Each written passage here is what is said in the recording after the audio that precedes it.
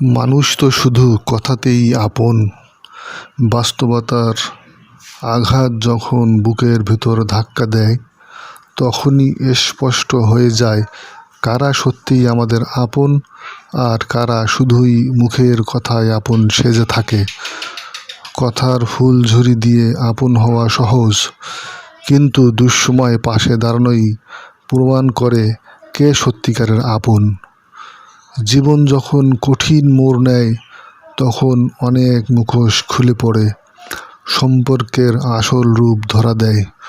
তবুও আমরা বারবার বিশ্বাস করতে চাই, হয়তো এবার কেউ তো থাকবে, কেউ তো সত্যিকারের আপন হয়ে হাতটা ধরবে। কিন্তু বাস্তবতা নির্মম। এখানে আবেগের চেয়ে প্রয়োজন বড়, সম্পর্কের চেয়ে স্বার্থের দাম বেশি। তাই তো দেখা যায়, বিপদে পড়লে যাদের উপর ভরসা করেছিলাম তাদের বেশিরভাগই হারিয়ে যায়।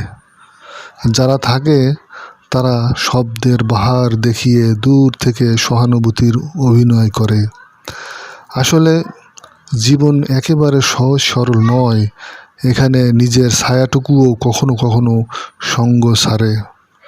তাই হয়তো জীবনের সবচেয়ে বড় শিক্ষা এটাই, কথায় নয়, কাজে যারা পাশে দাঁড়ায় তারাই প্রকৃত আপন। কেউ আপন হোক বা না হোক, নিজেকে আপন করে ভালোবাসাই সবচেয়ে বড় শক্তি। কারণ দিনের শেষে নিজের হাতটাই সবচেয়ে শক্তপোক্ত ভরসা।